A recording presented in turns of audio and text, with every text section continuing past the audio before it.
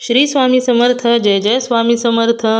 अनंत कोटी ब्रह्मांड नायक राजाधिराज योगीराज अक्कलकोट निवासी सद्गुरू श्री स्वामी समर्थ महाराज की जय. कसे आहात सर्व स्वामी भक्तांनो? तुम्ही सदैव आनंदी राहा हीच स्वामींच्या चरणी प्रार्थना. तुमच्या सर्व चांगल्या इच्छा स्वामी महाराज पूर्ण करोत आणि आजचा दिवस तुमचा आनंदात जावो हीच स्वामींच्या चरणी प्रार्थना.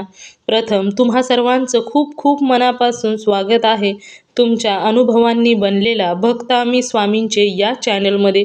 मी शुभांगी पोळ तुम्हा सर्वांचं खूप खूप मनापासून स्वागत करते. श्री स्वामी समर्थ आणि स्वामींच्या लीला खरोखरच खूप मोठ्या आहेत आणि प्रत्येक भक्तांच्या आयुष्यामध्ये स्वामी हे नेहमी वेगवेगळे चमत्कार हे करतच असतात. प्रत्येक भक्तांना वेगवेगळे अनुभव देत असतात. स्वामी सदैव हे हम गया नाही हम जिंदा है या पद्धतीनेच प्रत्येक वेळी आपल्या भक्तांना मदत करत असतात. प्रत्येक संकटातून आपल्या भक्तांना बाहेर काढत असतात आणि जे स्वामी भक्त आहेत त्या प्रत्येकाला माहीत आहे की स्वामी आपल्या भक्तांसाठी काहीही करायला तयार असतात. जे स्वामी भक्त नाहीत त्यांच्याबाबत त्यांना विश्वास ठेवणं थोडं कठीण जाणार आहे, कारण स्वामींसाठी कोणतीच गोष्ट अशक्य नाही आणि स्वामी नेहमी अशक्य ही शक्य करून दाखवत असतात आणि नेहमी आपल्या भक्तांच्या आयुष्यामध्ये वेगवेगळे चमत्कार हे नक्कीच करत असतात. आणि असाच दररोज प्रमाणेच आजचा अनुभव देखील एका सुंदर अशा स्वामी भक्त ताईंचा आहे आणि त्या ताई पुण्यामध्ये राहणाऱ्या आहेत. त्यांच्या आयुष्यामध्ये स्वामींनी किती तारून नेलेलं आहे, त्यांच्या आयुष्यात स्वामींनी कशा प्रकारे मदत केलेली आहे ते आज चला आपल्याला आजच्या या अनुभवातून समजणार आहे. चला तर मग पुण्यामध्ये राहणाऱ्या या ताईंचा अनुभव ऐकूया ताईंच्या शब्दामध्ये. चला तर मग ताई सांगायला सुरुवात करतात. श्री स्वामी समर्थ. स्वामी समर्थ. मॅडम, मला अनुभव जरा शेअर करायचा होता. बरं बरं. मी पुण्यामधून बोलते. नाव सांगायचंय ताई? नाव नाही सांगायचं, पण मी आता पहिलाच फोन लागला ती लावला आणि तुम्ही उचलला. तुमचं माझं नशीबच आहे म्हणे. मी स्वामीला म्हणलं स्वामी फोन उचला म्हणलं. हा, मी इथं पुण्यामधून बोलते. तर मला अनुभव शेअर करायचा होता. मग बरं बरं चालेल की. नाव नाही सांगायचं म्हटल्यानंतर वाचू दे. हा, ते कधी आला तुम्ही स्वामींच्या सेवेमध्ये? मी 1-1.5 महिना झालं. मी पहिलं 20 वर्षापासून सेवेत आहे, पण 1 वर्ष जरा खंड पडला होता थोडासा. जरा बांधकाम चालू होतं त्याच्यामुळं. भरपूर दिवसापासून करताय की सेवा? 20-25? मी माझा मुलगा मुंबईला शिकायला होता, एसटी कॉलेजला. ते त्याच्यामुळं मग ते तिथं सेवा घेतली होती लातूरला. लातूर माझं प्रॉपर आहे. मग तिथं केंद्रात सेवा घेतली होती त्याच्यासाठी. तेव्हापासून करते मग. तर श्री स्वामी समर्थ. श्री स्वामी समर्थ. सर्व भक्तांना श्री स्वामी समर्थ. राजाधिराज योगीराज स्वामी समर्थ महाराज की जय. तर मी आता 1 वर्ष झालं बांधकामामुळे माझी जरा थोडी इथं सेवा खंड झाली होती. 1-1.5 महिना झालं करू लागली. तर मला 5-6 अनुभव चांगले आले. मग महाराज स्वतः बोलले पण मला एक दिवस असं. अरे बापरे. स्वतः म्हणजे स्वप्नात बोलले? स्वप्नात येऊन बोलले. पहिला अनुभव माझा म्हणजे माझे कॅमेरे बिलकुलच चलत नव्हते काहीच. मी खूप परेशान होते. इथं जरा लाईटचा थोडा प्रॉब्लेम राहते MIDC मध्ये. तर मी मुलांना सारखं म्हणायची की तुम्ही तू युनार्टर घेऊन ये, युनार्टर घेऊन ये. तर ते काही लक्ष देतच नव्हता. म्हणायचं जाऊ दे मम्मी, कुठं आहे ते इथं लोकांकडे. माझे 22 नारके आहेत किरायदार, त्याच्यासाठी कॅमेरे लावलेले इथं. मग ते कॅमेरे इथं लाईट मुळे चालायचेच नाहीत. मग स्वामीची काहीतरी आपलं 1.25 लाख जप केला की त्यांना आणले कॅमेरे. हे युनार्टर आणलं 16,000चं. आता 1 सेकंद सुद्धा कधी बंद नाही. इन्व्हर्टर का? त्याच्या पुढे मग माझे डोळे असे चेक करायचे म्हणून मी मनाने 1.25 लाख वेळा जप केला का? 1.25 लाख जप केला. हो ना, पण तुम्ही तुमच्या मनानेच केला का तुम्हाला कोणी? माझ्या मनाने नाही नाही, नामस्मरण म्हणजे मी ह्याच्यावर ऐकलं ना, ते एक बाई तिच्यामध्ये अनुभव शेअर केली होती. तर अनुभव. ते अनुभव ऐकून मग मी ते 1.25 लाख जप केला. त्या बाईची कंबर पूर्णच मनका गेलेला होता. त्या बाईनं ते अनुभव शेअर केलेला होता की माझं पूर्ण चांगलं झालं म्हणून.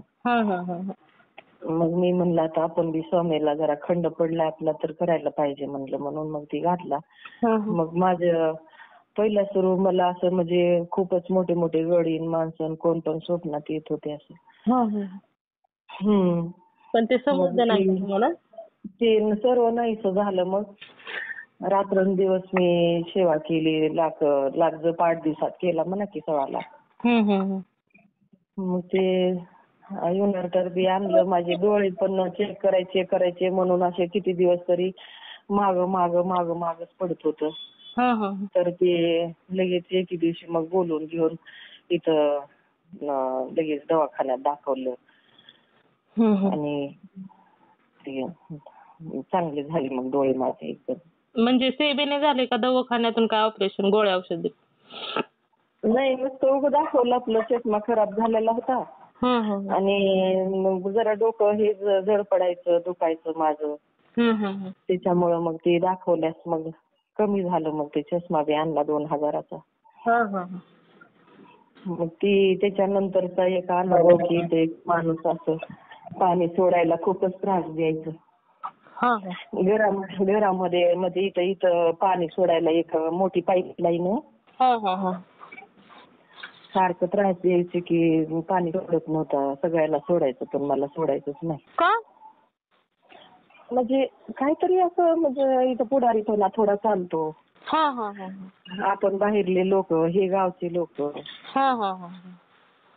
त्याच्यामुळं मग ते काय करायचं की गावच्याच लोकांना हौद भरून वाहून बी गेले तरी पण ते हे करायचं नाही. त्यांचे जाऊ म्हणायचं. मला गुडघ्याचंच पाणी सोडायचं. माझा हौद 3 टँकरचा. म्हणजे किती? घरात 100 पोरं येतं किरायानं, पाणी लागत सोडतच नव्हती.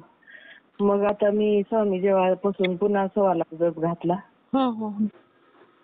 मग पुन्हा हौद वाहून चालले तरी मग लक्ष देत नव्हतं. मग स्वामीची सेवा करायला पासून नामस्मरण काय नाही, फक्त नामस्मरणच केलं. काय कुठलं पुस्तक वाचलं नाही, कुठलं काय केलं नाही. उठलं की सकाळी बिना आंघोळीच सकाळी उठलं की 10,000, 5,000, 10,000, 5,000 जप केल्याशिवाय उठायचंच नाही. आंघोळीच करीत बसायचं. म्हणजे माळ जप करायचा का तुम्ही? नुसती माळीवरच केलं. 1.25 लाख 3 वेळेस केला म्हणा की. मग किती वेळा माळ जपायचा का तसं काय नाही? सकाळी उठलं की आतरुणात गादीवरच बसलेली तिथं. गादीवरच मी काय करायचं नामस्मरण करीत बसायचं. मग बसलं की एकदा मग 5,000, 10,000 झाल्याशिवाय उठायचंच नाही. केव्हा 5,000 व्हायचा, केव्हा 4,000 व्हायचा, केव्हा 7,000 व्हायचा. कधी मग जोर लावून बसलं की मग 10,000 करायचं. एक दिवस असं खूप त्रास झाला मला माग कशाचा तरी. तर मी त्या दिवशी मला 3 दिवस सारखं मी संडासला बसलेलं स्वप्न पडायचं. अरे बापरे. संडासला गेलेलं संडासच दिसायची. आणि मग मी जोर लावून 17,000 जप केला अमावस्याच्या दिवशी. एका दिवसात? आता गेल्या अमावस्यात. म्हणलं महाराज काय असं दाखवायलात म्हणलं मला. आता कुणी जरी काही असेल तर म्हणलं त्याने असं वाईट तिथून म्हणलं माझं. तुम्ही गेलात म्हणलं, तुम्ही घरामध्ये आलात म्हणजे सगळं तुमचंच आहे म्हणलं. मग ते केलं नामस्मरण 17,000 तर पुन्हा नाहीच मग तसे स्वप्न पडले. पुन्हा त्याच्यानंतरचा आता अनुभव आता हे आपले माझ्या घरामध्ये किरायदारनं असं भरलं की असंच जायचे निघून, असं भरलं की असंच जायचे निघून. इतकी परेशान झालते मी. बाहेरल्या लोकांनी असं भरून काय करायचं की राहूच द्यायचे नाहीत घरात किरायदार. काहीतरी सांगायचं आपलं. बाहेर निघाले की काहीतरी सांगायचं. मग आमच्या घरातून काढून त्यांच्या घरात तिकडे नेऊन ठेवायचे. इथं माझे 2 दुकान आहेत. ते दुकानं चालू होऊ देत नव्हते. काहीतरी 8 महिने झालं दुकान चालूच होतीच नव्हतं. म्हणलं आता स्वामी तुम्हाला यावंच लागेल आणि स्वतःलाच उभा टाकावं लागेल म्हणलं. तेव्हा मग ते होईल म्हणलं. मग मी 1.5 लाख जप घातला. म्हणलं कुणी काही जरी हे केलं तरी मी मागं सरकायची नाही म्हणलं. करीतच राहणार म्हणलं. मला मागं वळल्यासारखं होतंय पण मी करीत राहणार म्हणलं. आणि ते करणारच म्हणलं मी. ते तुमचं तुम्ही बघायचं म्हणलं. काय तुम्ही प्रत्यक्षात उभं राहायचं म्हणलं तुम्ही येऊन इथं. मग त्यांनी स्वतःच केले. 8-10 दिवस झाले आता दुकान चालू झाले. आता उद्या बुधवार आहे म्हणा की. त्याच्या आधीच मग 15 दिवसांनी झालं म्हणा की चालू. ते सामान भरायला ह्याला त्याला 4-5 दिवस लागले. आणि दुकान किराणा मालाचे 20,000 भाडे. दुकान चालूच होऊ देत नव्हते. म्हणजे दुसऱ्याचे दुकान 2 चालू होते इथं. ते दुकानदारवाल्याने काय सांगितलं असं? म्हणजे त्याच्यावर दबाव आणायचे. इथल्याच दुकानदाराने इथे घेतलेले. ते काय करायचे दबाव आणायचे त्याच्यावर. मग ते मी म्हणलं स्वामी आता तुम्हाला स्वतःलाच उभा टाकावं लागेल. तेव्हा ती होईल म्हणलं. आता तुम्ही इथं आहेत का नाही ते मला प्रचिती पाहिजे म्हणलं. तुम्ही जेव्हा म्हणलं दुकानात उभा टाकताल तेव्हा ते दुकान चालू होईल म्हणलं. कसले बी खाईन आले तर म्हणलं ते होणार नाही म्हणलं कुणाच्या ह्यानं. मग ते तुम्हाला स्वतःला उभा टाकावं लागेल. तर झालं मग ह्या 15 दिवसात दुकान पण चालू झालं. बरं झालं. लई मोठा अनुभव म्हणलं तुम्हाला का दुकानाचा खूपच मोठा अनुभव. सांगते तुम्हाला ते दुकानच चालू होऊ देत नव्हते. महाराजांनी ते अशक्य ही शक्य करतील स्वामी म्हणतात ना ते बरोबर केलं ते. ताई महाराजांसाठी काहीच अशक्य नाही ना ताई. नाही हो का काटा फुटतोय अंगावर होऊच देत नव्हते. जरा पुढारीपणा थोडा चलतोय असा होऊच देत नव्हते. आणि ते माझं दह्याचं आपलं म्हणायचं आई होईल तेव्हा होईल होईल तेव्हा होईल. इंजिनियर आहे माझा मुलगा असून इंजिनियर आहे. स्वामीच्या आशीर्वादाचं फळ आहे ते. हो ना. आता तुम्ही इतक्या वर्ष झालं सेवा करताय म्हटल्यानंतर. माझ्या मुलासाठी मी रात्रंदिवस सेवा केली. मुंबईला एसपी कॉलेजला होता. मग तिथं सिलेक्शन झालं त्याचं. सेवा घेतल्यासच झालं. त्याच्या आधी ईटी लागली होती त्याला 1 म्हणून घेतली होती. मग सेवा केली. गावळ्याला घास ठेवायचा, गाईला घास द्यायचा 12:30ला. स्वामीला जेवण द्यायचं. सप्तशतीचे 3 पाठ, खंडोबाचे 3 पाठ, स्वामीचे 14 पाठ असे सगळं वाचायचं. सेवा घेतली का तुमच्या मनाने? नाही सेवा घेतली होती केंद्रात जाऊन दह्याच्या टायमाला. मग ती सेवेतून मला 1-1.5 महिना कावळ्यानं घास नाही शिवला. आणि मग 1-1.5 महिन्यानं हातावरचा गॅस घेऊन चालले मग. अरे वा. मग त्याचं मुंबईला कॉलेज 6 महिने पुढे होतं तर कॉलेजमधून सिलेक्शन झालं. आज त्याला 2-2.5 लाख पगार आहे. सोनरला 2-2.5 लाख पगार आहे. स्वामींनी खूप म्हणजे जे आमच्या नशिबात नव्हतं ते दिलं त्यांनी. ती मला अपेक्षा पण नव्हती की एवढं काही होईल म्हणून. पण प्रत्यक्षात स्वामी जेव्हापासून उभा टाकले घरामध्ये तेव्हापासून कोणत्या गोष्टीचं काहीच कमी नाही झालं. आता हे दुकानाचा खूप मोठा अनुभव. मी म्हणलं होतं महाराज शुभांगी पवार आहेत त्यांच्या ह्याच्यावर मी शेअर करीन म्हणलं. आणि मला प्रचिती तुम्हाला द्यावाच लागेल म्हणलं. तुम्ही स्वतः उभा टाकल्याशिवाय दुकान चालू होत नाही म्हणलं. आणि मग तिने स्वतःच उभा टाकली तेव्हाच झालं. मग असं म्हणजे मला खूप मोठा अनुभव त्यांनी दिला. आता मला मी वाट बघत होती माझ्या नातीच्या निकालाची. नात माझी ह्याला आहे पॉलिटेक्निकला होती मंचरला आसारीला. तर तिच्या निकालासाठी वाट बघत होती. आता तिचा निकाल बी लागला. तिला 84% मार्क पडले. माझ्या भावाचा मुलगा गेल्या वर्षी तिथं ह्याला नाही का लोणाऱ्याला होता. तर त्याचं वर्ष वायाला गेलं. मग मला पण दडदड करायचं की माझं लेकरू माझी मुलगी अशी इतकी मेहनती आहे. तिची कंपनी आहे टेंभुर्णीला तिकडं. मला वाटायचं ते कार्टूनची आहे. बॉक्स तयार होतात. तर मला वाटायचं बाई लेकराला असं तर होऊ नये. पुन्हा 1 वर्ष जायचं म्हणजे 1 दिवस जड होतंय माणसाला. तर जास्तीच म्हणजे हे होतं ना मग फील होतं जरा थोडंसं. ते म्हणलं आता स्वामी आता तुम्हालाच बघावं लागेल काय ते म्हणलं. ते आता निकाल लागलेला मला 10 मिनिटापूर्वीच कळाला. अरे वा वा.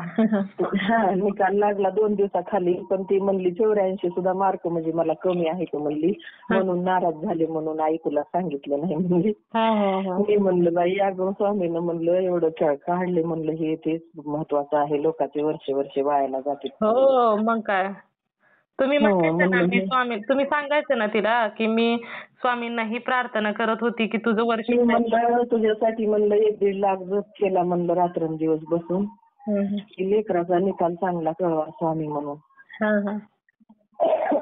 कळाला म्हणलं 84% मार्क कमी नाही तर म्हणलं बाई तुला चांगला आहे. 10 मिनिटापूर्वी कळाला की म्हणलं आता आपण अनुभव शेअर करायला पाहिजे, नाही तर स्वामी माझ्यावर नाराज होती की तुला एवढं देऊन सुद्धा तू म्हणजे करीना झालीस म्हणून. त्यांना बोलले होते मी की हे दोन्ही जर काम झाले चांगले अजून तर मी अनुभव शेअर करीन म्हणून. झालं मग चांगलं बोलणं.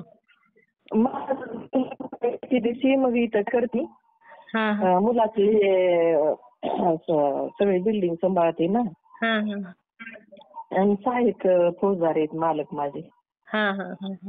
मुलगा इंजिनियर आहे, सून इंजिनियर आहे. तर मग पैसे सगळे मुलालाच देते ना उचलू भाड्याचे. तर मला एके दिवशी स्वप्नात येऊन म्हणले नुसत्या चाव्याच का हातामध्ये, पैसे लागत नाहीत का तुला? मी म्हणलं महाराज म्हणलं हे लेकरं तुमचे, घर तुमचं, प्रॉपर्टी तुमची, संपत्तीचे मालकच तुम्ही आहेत म्हणलं, माझं काहीच नाही. मला आता देवानं पाठवलेलं खाली बोलिले तेव्हा मी माघारी जाणार आहे म्हणलं. हे सगळं तुम्हालाच बघायचं नातरुंडापर्यंत म्हणलं. आता मी म्हणलं त्याच्यात मालक नाही म्हणून मला पैशाची काय गरज नाही म्हणलं सामान भरून देते तर जवळ खर्चायत होते, काय करायचे म्हणलं पैशाचं मला. त्यांचं त्यांनी करतात म्हणलं सगळं. आपण डोळ्यानं बघता हेच खूप आभारी आहे म्हणलं की लेकरायला व्यसन नाही कुठलं काही नाही, तुमची म्हणलं ही आहे कृपा आहे म्हणून, नाही तर लोकांची लेकरं घुसत घालला येते म्हणलं. मग मायबापाला किती वाईट वाटते.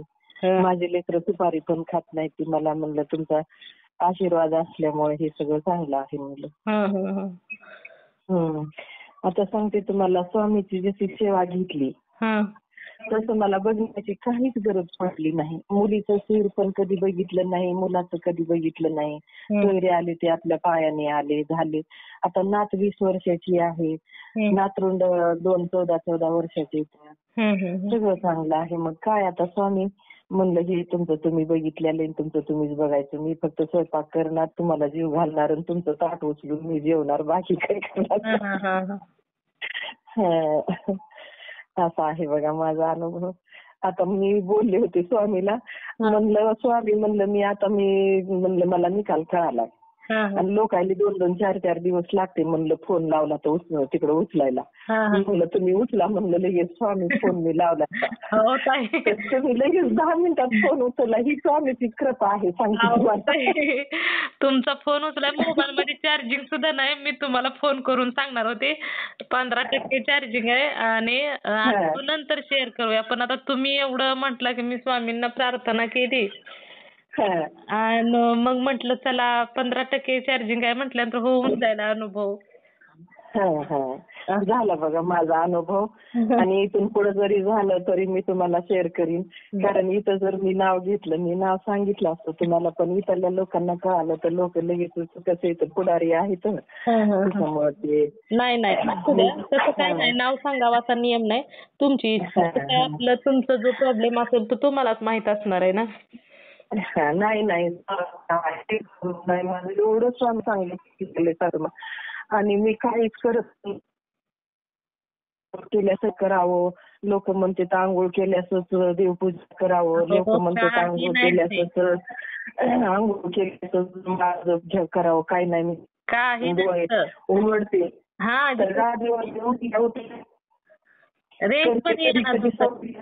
रेंज मध्ये या, आवाज खरखर करतोय ताई. रेंज मध्ये येतो थोडस, रेंज मध्ये येते थोडी. येईल का? हा येतोय. काय खिडकी लावली नियम मला सांगते सगळे. मी नॉनव्हेज खात नाही, माझ्या घरचे खातेत, पण म्हणलं स्वामी आता त्यांचं हे बघा कसे त्यांना खाऊ वाटते, आपण त्यांना अडवत नाहीत. ते तुम्हाला जे खायचे ते खा बाबा म्हणते मी, आणि मला करून पण दे म्हणत नाही तर त्यांनी काही नाही असं. तर माझं कुटुंब एवढं सुखी आणि समाधानी सांगते तुम्हाला की माझ्या मुलीच्या घरचं बी तसंच आहे. मला एक मुलगा आणि एक मुलगी आहे. माझे नातरुंड पण तसेच येतं की मोजका शब्द बोलणार, जास्तीचं काही नाही. नुसतं डोळावर काही जर म्हणलं तर डोळा वाचला तर लेकरं डोळ्यातून पाणी आणते, तर अशी लेकरं आहेत. लेकरांची लेकरं पण तसेच येतं, माझे लेकरं पण तसेच येतं. आता मुलगी झाली 44-45 वर्षाची. माझं वय 65 होय. आणि मुलगा 42 वर्षाचा आहे, सुनबाई 40 वर्षाच्या आहेत. सेवा करणंच महत्वाचं असतं. काही नियम नसतात, अटी नसतात. देव काय तुम्ही काही नाही. हो का, मी उठते म्हणते स्वामी आता हे का कसं आहे म्हणते, मी झोपेतून उठले की माळ हातात घेऊन करते तर लोक म्हणते तर आंघोळ केल्यासच करावं, काय करावं. पण मी म्हणते स्वामी मला जसं होतंय ना मी तसं करणार. आता ते तुम्ही मान्य करायचंय नाही करायचंय तुमचं तुम्ही बघा. ताई, देव भावना बघतात, कोणत्या भावनेने, कशी शुद्ध आता भावना. मी इकडं आंघोळीला जर एका दिवशी काही पाणी ठेवलं तर मी इकडून भाजी टाकते. स्वामी मी जे खायला केलंय ना ते तुमच्यासाठीच करायला लागले, तुमचंच ताट उचलून मी खाते तर ते तुम्हीच जेवायचं म्हणते. कधी कधी बिना आंघोळीची भाजी पोळी बी करून त्यांना जेवाय वाढते आणि तुमचं ताट उचलून मी खाते. असं कधीच काही म्हणजे नियम धर्म मला येत नाही म्हणते. आणि स्वामी मला कधी नेम धर्म करायला लावू पण नका की माझ्या काही ह्याच्यामध्ये नसते म्हणते मला. मला जसं होतंय ना तसं उठत बसत तुमची सेवा करते. एवढं काही नेमाला होत नाही ना काही नाही. आणि सेवेमधून जेव्हा बी माझ्या भयासाठी मी सेवा घेतली केंद्रात जाऊन आणि जाणं बी होत नव्हतं मला असं, तरी मी असं कधी जायचे कधी नाही जायचे तर माझ्या भयाचं सिलेक्शन त्यांनी 1 महिना 1.5 महिन्यामध्ये करून टाकलं. तेव्हा बी सासूचे हाड घरामध्ये ठेवले होते. मग ती स्वप्नात येऊन फिरकायला लागली की म्हणाली माझे हाड नेऊन टाक, माझा आत्मा मोकळा कर, असं कर. मग सासऱ्याला म्हणलं तुम्ही 4-4 लाखाचा ऊस घरामध्ये होते, तुम्ही हाड कसे घरात ठेवले. 4-5 वर्षांनी हाड माझ्या, मी म्हटलं तिला माय माझ्या लेकराला आडवं येऊ नको आणि मी तुझ्या हाड माझ्या लेकराच्या पगारीतून हे टाकीन. लगेचच सिलेक्शन झालं त्याचं आणि लगेचच मग ते पंढरपूरला हाड नेऊन टाकली. अरे वा. पण इतके दिवस का घरी ठेवली होती? ते आता ते लोकांनी गावाकडे राहतात ना, मग गावामध्ये ते आपल्याला ठेवलेले सांगितले पण नाहीत आणि काहीच नाहीत. मग सासरे काही दिवसानं 4 वर्षानं वारले. ती मी म्हणलं दिराला म्हणलं ते हाडं नेऊन टाका पहिले म्हणलं तुम्ही. म्हणलं हे का माझ्या शेतातलं काय उत्पन्न निघालं तर ते पंढरपूरला जाऊन ते हाडं नेऊन टाका, तुमचं तुम्ही वापरा म्हणलं ते पैसे. तर ते टाकले तेव्हाच. आता माझ्या मुलाने इथं 2-3 घरं घेतलेले, इथं 2 4 मजली बांधले. ते स्वामीचीच कृपा आहे. आपल्या हातानं काहीच नाही झालेलं, हे स्वामी कृपा, सगळी स्वामी कृपा. माझ्या संसारात सगळी स्वामी कृपा आहे. स्वामींचीच कृपा असते ताई. स्वामी म्हणजे का अक्षरशः मी म्हणलं ना स्वामी स्वामी स्वामी करते दिवसभर. स्वामी कसं करा, स्वामी कसं करा, स्वामी असं करा, स्वामी तसं करा म्हणून ते त्यांचं त्यांनी मनानं करीत बसतात ते. आता काल परवाचं काहीतरी असंच गॅस संपला होता. म्हणलं स्वामी 15 दिवस जाईल म्हणलं, आता हे गॅस कसं करावं की म्हणलं, आता कुणाला आणायला लावा की काय नाही. दारात गाडी आली HP. अरे वा. भारतच्या गाड्या येतात, इथं HPची गाडी एवढी येत नाही. दारात गाडी आली न शेजारची बाई दरवाजा वाजविली, म्हणले हो का HPची गाडी आली, तुमचं सिलेंडर घ्यायचं असेल तर. अरे वा. मी लगेचच घेतलं. हो का, मी म्हणलं स्वामी तुम्हाला किती काळजी हो म्हणलं, लगेचच दारात गाडी आणली. तुम्ही स्वामी म्हणतात ना हो, तुम्ही एक पाऊल माझ्याकडे टाकलं की मी 1000 पावलं तुमच्याकडे टाकतो. तुमच्याकडे टाकतोय. सुनबाई जातात मग दरवर्षी अक्कलकोटला जातात. मग ते गेल्यास काय कधी 500 कधी 1000 कधी 2, यावर्षी 2-2.5 हजाराची पावती फाडली. अन्नदानासाठी देत जा स्वामींनी एवढं. अन्नदानाला मी म्हणलं आता स्वामी यावर्षी म्हणलं तुम्हाला भरपूर 4-5 हजार रुपये देऊन टाकू म्हणलं, तिथं आमच्या हाताला जेवढं घडल तेवढं. आता बघा त्यांची जशी सेवा केली तसं किरायादार सुद्धा घरातून हलत नाही. जरी एखादं गेलं तर लगेचच ते जायच्या अगोदर दुसरं लागत नाही, तर लागूच देत नव्हते घराला. घरात लागलं म्हणलं की लगेच दुसऱ्या रिकाम्या करायच्या, ते आपल्या घरात भरून टाकायचे तिकडे, असे करत होते हे लोक. पण मी म्हणलं स्वामी आता जशी घरात 1-1.5 महिन्यापासून मी गेलते आळंदीला असंच. मग तिथं काय झालं, मला दिसली मूर्ती. ती काही मूर्ती मोठी नाही हो का, 100 रुपयाची मूर्ती एवढी. तर ती मूर्ती स्वामीची मूर्ती आणली आपलं आणि तेव्हापासून मला जेव्हा मी ह्याला जात नव्हते ना, म्हणजे मूर्ती नव्हती ना घरी आणली, तोपर्यंत मला 8 दिवसाला 15 दिवसाला आळंदीला जाऊ वाटायचं. 15 दिवसाला आळंदीला जायची. मला पण वाटायचं मी असं कसं येड्यावानी उठलं की तिकडच पाहिले. म्हणजे त्यांनी म्हणत होते की मी इथं आहे, मला घेऊन जा, मी इथं आहे, घेऊन जा. हा, तर ती मी आणली ज्यावेळेस, तसं 2 महिने झाले हो का जाणं नाही माझं तिकडं. म्हणजे भावनाच होत नाही, मी तुझ्या जवळच आहे, मग काय करायचं तुला तिकडे जाऊन, असं म्हणतात ते. हो, तर असा अनुभव आहे बघा माझा. आणि सगळं परमेश्वराच्या आशीर्वादानं, स्वामीच्या कृपेनं सगळं चांगलंच आहे ना. आता इथून पुढे पण चांगलंच होईल. नाही, आता एवढं चांगलं झालंय तर आता इथून पुढे चांगलंच होत जाणार की हो. इथून पुढे आता काही नाही अपेक्षा.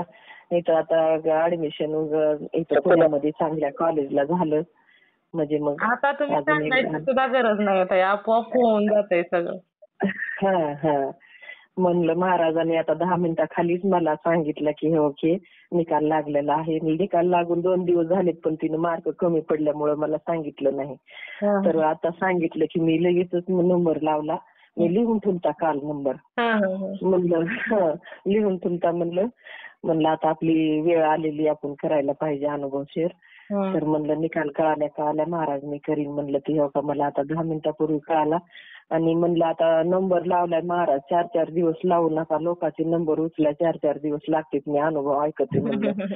आता माझा नंबर उचला म्हणलं तुम्ही लगेच 10 मिनिटात उचलला. सुंदर अनुभव दिले स्वामींनी तुम्हाला. आणि स्वामी काही ना तुमचं एवढं ऐकतात ना, तर कधी एखाद्यानं जर सांगितलं ना माझ्यासाठी सांगते तुम्हाला, मी जसं बी आता 65 वर्षाची झाले वय माझं. तर आता अजून म्हणतात की 30-40 वर्षाचीच असल्यासारखी आहे. आणि सगळेच म्हणतात. आणि मला सांगते तुम्हाला, अजून बी बीपी नाही, शुगर नाही, कुठला इंजेक्शन नाही, गोळी नाही, कुठलं काही सुद्धा नाही. म्हणजे मला असं देवाने निरोगी ठेवलंय ना की आता ते म्हणजे सांगता पण येत नाही. नाही तर माझ्या मैत्रिणीचे कितीतरी डोळ्याचे ऑपरेशन झाले, दात पडले, माना हालायला लागल्या त्यांचे. म्हणजे मी बघते तसं की मला वाटतं की परमेश्वराची काहीतरी आहे कृपा आपली. हो ना. तसं नाही होत ताई. खूप सुंदर अनुभव आहे. आणि मी काय म्हणते ताई, जर एखाद्या भक्तांना जर गरज असेल, कधी एखाद्या असतात अडचणीत, तर त्यांच्यासाठी तुम्ही स्वामींना प्रार्थना वगैरे करत जा. मी दुपारी अनुभव ऐकला ना तुमचा, एक म्हाताऱ्यानं शेअर केला बघा तिकडल्या त्या, त्याचे बी चांगलं भाव होती, काय ते पॅरालिस वगैरे झालेलं. करा प्रार्थना त्यांच्यासाठी. इंजिनियर मुलगा होता, त्यानं बिचाराने एवढे कष्ट करून त्याला एवढं इंजिनियर केलं, ते लक्ष देत नाही. त्यानं शिकवलं तर कुठून झालं असतं. हो ना. असं दुःख कधी कोणाच्या वाट्याला येऊ नये. पण असं ही काय सांगते की मॅडम असं सांगते की हे आपल्या पूर्वीचे काहीतरी प्रारब्ध असतात, त्याच्याशिवाय आपल्या वाट्याला येत आणि ते समोर आपल्या येतात की ते फेडल्याशिवाय तू वर येऊ नको. कर्मानुसारच असतं ना ताई. पण कर्मानुसार असते. आपल्याला कोणी काही करायला जात नाही, ठेवायला जात नाही. ही म्हणजे एक आपली कल्पना असते की कोणीतरी काहीतरी केलेलं आहे, कोणीतरी काहीतरी ठेवलेलं आहे. पण ही आपली काहीतरी पूर्वजन्मीची फेड राहिलेली जी असते. मी दुपारी मला जे अनुभव ऐकला त्यावेळेसच मी म्हणलं की ह्या म्हाताऱ्याची काहीतरी पूर्वजन्मीची काहीतरी फेड असेल, काही फेडलेलं नसेल. ते काय करतात, दारूच्या व्यसनातून किंवा जुगाराच्या व्यसनातून किंवा काही एक व्यसन लावून दुखणं बहाणं कोर्ट कचेऱ्या जी लावतात ती मग ते फेड करून घेतात की बाबा हे फेडल्याशिवाय मग तो वर यायचं नाही. आणि जेव्हा बी चांगलं वाटतं की माणसाला आता आपलं चांगलं झालं तेव्हा ती फेड संपलेली असते. मग त्याच्यासाठी काहीतरी कुठं आता देवाच्या मंदिरात आपण गेलं, कुठं एखादा 1000-500 करावं, त्याचं एक कण जरी कुणाच्या तोंडामध्ये गेला तर ती आपल्याला थोडंसं हे होतं की आपली फेड झाली. मी माझ्या मुलाला सांगितलं, जेव्हा इंजिनियर झाला तेव्हा त्याला 20,000 पगार होती. एसटी कॉलेजमधून सिलेक्शन झालं त्याचं. आणि मग 6 महिने परमनंट झाला की आम्ही एक विवाह स्थळामध्ये नाव नोंदवलं होतं. की आम्हाला इंजिनियर मुलगी पाहिजे म्हणून. तर तिचे वडील आई वडील ते म्हणजे वडील भेटायला घरला आले की आम्हाला फक्त मुलगा पाहिजे. आमच्याकडे म्हणलं बाबा एवढी बिल्डिंग आणि मुलगा असं आहे म्हणलं. घरी 2 एकर जमीन आहे आम्हाला. जमीन काही जास्त नाही, लोक जमिनी बघतात म्हणलं. ते म्हणले आम्हाला तुमची जमीन घर काही नको, मुलगाच पाहिजे म्हणले. मग तिला बी 20,000च पगार होती. तेव्हा आम्हाला म्हणजे 14,000 पगार होते आम्हाला. सहाय्यक फौजदार होते हे मी. आणि मग मला वाटायचे की 40,000 पगार लई झाली ना आपल्या घरामध्ये. पण स्वामीने अशी पगार वाढवली, लग्न झालं की अशी पगार 8 दिवसात साखरपुडा, 8 दिवसात लग्न. आणि मग झालं 15 दिवसात जिकडं तिकडं मग इथं येऊन राहिले. पगार जर वाढायली किती. मी आपलं गुरुचरित्र वाच करायची. पगार जर वाढत नव्हती, तिला वाटायचं माझ्या बापाच्या घरी होते तर मला पगार वाढत नव्हती, इथं कसं वाढेल. मी म्हणलं आमची लक्ष्मी जाग्यावर उभी आहे घरामध्ये, तिला साक्षात म्हणलं स्वामी समर्थ आहेत म्हणलं. आणि त्यांना काय द्यायचंय काय नाही द्यायचं हे त्यांच्या लक्षात असते म्हणलं. आता जी गरजेनुसार लागायली ते त्यांनी पुरवठा करायला तुम्ही घेत राहा म्हणलं नुसतं. तर आज बघा 2.5-3 लाख पगार येतात त्यांना. ब्राझील, अमेरिका, दुबई हे असं सामान जातं, विमानानं फिरावं लागते. नातरुंड बी मागायच्या अगोदर दिले. 14 वर्षाचे 2 मुलं येतं. मुलीला 2 लेकरं येतं, मुलाला 1 मुलगा आहे. आणि स्वामीने भरपूर काही दिलं. इथं आता 2-3 घर येतं पुण्यामध्ये. लातूरला 1 घर आहे. आणि सगळी ही स्वामीची कृपा आहे. आपल्या हातामध्ये काही नाही. आम्हाला तर काय म्हणजे घरच्यांनी असं लेखलं होतं की ह्यांचं काय पोलीसमध्ये काय खरं असते की मुलीचं लग्न पण करू शकणार नाही, तर कसं करणार आहेत काय नाही. कुठं तुम्ही आता एवढ्या 100-150 ला पहिले कॉट होते तसले लोखंडाचे, असं म्हणायचे की तुम्ही काय करणार आहेत आणि तुम्ही 50 रुपये टाका तिच्या नावानं तेव्हा लग्न होईल. नाही तर नाही. रांगत फरकत होती माझी मुलगी. आज तिचं बघायला 2 घंटे ते लोक सगळे भिकारी राहिले सांगते तुम्हाला. त्यांना आमच्या तोंडाकडे बघावं लागतंय. आज स्वामीने एवढं करून ठेवलं. आणि मला सांगते काहीच काम नसतं, काहीच नसतं. ते मी जाग्यावरच बसून असते. आणि माझे लेकरं पण एवढे म्हणजे ऑफिसमध्ये एसी मध्ये बसून कामं करतात, एवढा पैसा कमवतात. कुठला गर्व नाही, अभिमान नाही, कुठलं काही नाही. गोरगरीब असेल त्याला. मी मुलीला सांगितलं बाई प्रॉपर्टी कमव, माणसं तोडू नको. की जे बी कोणी येईल त्याला चहा पाणी पाजायचं. आणि जेवणार असेल भुकेजलेलं त्याला खाऊ घालायचं. पैसा काय आज येणार आहे उद्या जाणार आहे. उंचावली असते ही प्रॉपर्टी. मुलाला सांगितलं बाबा रुपयातून 4 आणे महागारी करायची. तुला रुपया पगार दिली ना त्याच्यातून 4 आणे परतफेड करायची. कारण देवानं दिलेलं त्याच्यातून आपण थोडी परतफेड करावं लागतं. तर मुलगा पण कुठं गेलं तिथं 500ची पावती फाड, 1000ची पावती फाड, 200ची तरी फाड, 100ची तरी फाड असं करतो. हो. सुनबाई जिथं गेल्या तिथं 1000, 500, 2000 जसे घालतील तसं. की आपण म्हणलं देवाला परतफेड करायची. छान तर मग ते करतात. ते जसं सांगितलं तसं करतात त्यांनी. तर हा असा माझा अनुभव होता बघा. आणि याच्या पुढे अजून आता माझी फक्त इच्छा आहे की मुलं नातीचं एवढं ऍडमिशन ह्याला झालं की अजून एकदा अनुभव शेअर करीन मी. बरं चालेल. खूप सुंदर चांगलं इथलं कॉलेज मिळालं म्हणजे मग ती आपलं करील मग तुला. बरं चालते मॅडम. तुम्हाला पुन्हा एकदा शुभ आशीर्वाद. हो तुमचा आशीर्वाद खरं मिळणं गरजेचंच आहे. नाही बघा मला कसलीच म्हणजे ही नव्हती की माझी अशी अवस्था बेकार होती. मी 0 मध्ये पण नव्हते. 3 पत्राच्या घरात राहत होते. माझा हे इंजिनियर मुलगा झाला तेव्हा. की मला माहेरचा पण सपोर्ट नव्हता आणि सासरचा पण. सासरला एवढा माल व्हायचा. नेऊन मार्केटला समोरच्या रोडवरून घालायची पण मला एक अशी भाजीची काडी नाही. माशीच्या पाया इतकं सुद्धा दिलेलं नाही अजून काही. माझ्या माहेरच्या घरी 30 एकर जमीन आहे. मी कधीच भावजाय शिव्या देताल भावाली म्हणून कधी म्हणलं नाही 2 भाकरी बांधून आणा. माझ्या घरी जसं शिळं काका असेल तसं तुम्ही खाऊन जायचं. भाऊ पण खायचे आणि जायचे. यायचे रात्रीचं भेटायचे, सकाळी जायचे निघून. कधी भाऊ पण म्हणले नाही त्याची आता आमची कधी हे करीत नाही, येत नाही, जात नाही. मला जाणंच होत नव्हतं किती वर्ष 2-2 वर्षे. तेच यायचे घंटाभर बघून जायचे. माझ्या 5 सगळे लहान. कोणी शेती करते. आता भावाला एका नोकरी लागली महाडमध्ये. म्हणलं स्वामी हे बघा कसं म्हणलं भावाला शिकविलं म्हणलं मी. मायबापानं कुठं 25,000 रुपये दिले होते, 10 लाख लागले त्याला म्हणजे शिकवायला. तर त्याला हो का काहीच नाही म्हणलं. आता तेव्हा 5-6 लाख मागत होती त्याला, नोकरी लागली तेव्हा. पण ते सुद्धा आमच्यापाशी नव्हती. मग आता कुठून द्यायचे ना पैसे. मग म्हणलं स्वामी आता काहीतरी करा, नाही तर माझ्या डोक्यावर खापर फुटेल. गावचे लोक म्हणतील बघा मीला तिकडे शिकविलं सिगरेट फुकीत हिंडायला म्हणून. मग ते असंच ट्युशन घालून दिलं आणि त्यानं पडल्या पेपर वाचला. सांगते तुम्हाला, महाडमध्ये आज माझा भाऊ 1.5 लाख पगार उचलते. लेकरं इंजिनियर व्हायला लागले तर, पोरगी आता लातूरला शिकायला आहे. सगळं बायको पण MA BA आहे. तर तिला पनवेलला जॉब लागला होता. भाऊ म्हणला लहान लहान लेकर बघत बघत आपल्या घरातच काय करत आहे तरी. छोट्या छोट्या लेकरायचं ट्युशन घेत तिनं आता 11वी-12वी पर्यंत घेते. 50,000 महिना कमवते तिनं घरात बसून. लेकरायचं बघत बघत सगळं PUP केलं, सगळं केलं. पहिली 8 लाखाची गाडी होती ती विकली, पुन्हा 8 वर्ष वापरून आता 10 लाखाच्या गाडीत फिरते.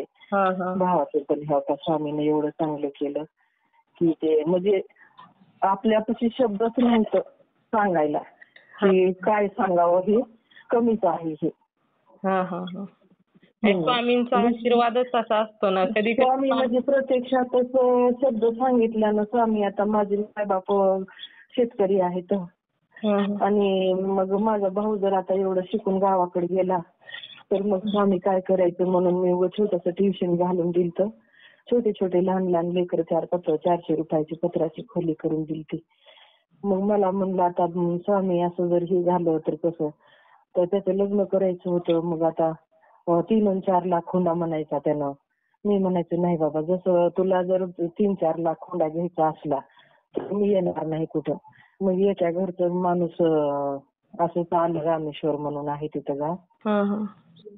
तिथला माणूस आला आणि म्हणला की माझ्याकडे एवढे 60,000 रुपये देणं होते बघा. मी ऐकायला एवढाले लोक हुंडा देणार आहेत म्हणून. मी म्हणलं हे का मामा, त्याच्यातून तुम्ही 10,000 कमी द्या, तुमच्या लेकीच्या संसाराला लावा. अहो त्यानं लग्न जर केलं 3 एकर मध्ये मंडप घातला होता. आणि 3 एकर मध्ये मंडप घालून लग्न जर एवढं केलं 6 महिने सरत नाही एवढ्या घरामध्ये माल दिला. आणि मग आता हे का महाडमध्ये चांगलं 70-80 लाखाचं घर घेऊन आता 1-1.5 लाख पगार आहे. मोठे मोठे लेकर आहेत. सगळं चांगलं झालं. आता ते म्हणजे स्वामीचं म्हणजे काही सांगावं म्हणजे किती सांगावं ते कमीच आहे. संसारामध्ये इतकं स्वामीने केलं की मला काहीच मागं बघायची गरज नाही.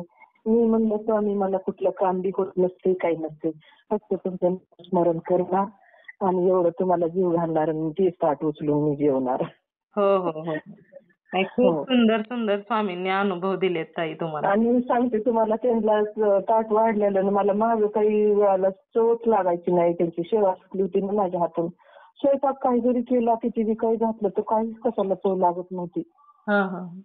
आणि आता सांगते तुम्हाला, मी त्यांना जेवायला घालते ना, आणलं तसं आळंदीतून, तर ती काही पण स्वयंपाक असं म्हणजे बका लगेच जेवायला जाते की इतका चवदार लागतो की कधी खाते काही कळत नाही. हो ऐकत असतील स्वामी. हो काही तर एवढी छोटी मूर्ती आहे. हो ना. हो ताई, मी पण देवाच्या समोरच नामस्मरणालाच बसले होते आणि तुमचा फोन आला. इथं पण स्वामी ऐकतात माझ्यासमोर. मी म्हणलं ना स्वामी ऐकतच असतील की करायला लागली बाबा माझं कौतुक काहीतरी. ऐकतातच आहे. मी स्वामीला तुम्हाला फोन लावताना नंबर लावतानाच म्हणलं स्वामी आता हे का लोकांचे म्हणलं फोन उचलायला एवढाले दिवस लागते तर मला काही लावू नका, तुम्ही स्वतःच फोन उचलायचा म्हणलं. आता तेव्हा तुम्ही लगेच रिंग वाजली की फोन उचलला. मी म्हणलं स्वामी आभारी आहे तुमची. असा अनुभव आहे बघा. खूप सुंदर अनुभव आहे ताई, शेअर करते मी. हो करा. आणि हो श्री स्वामी समर्थ.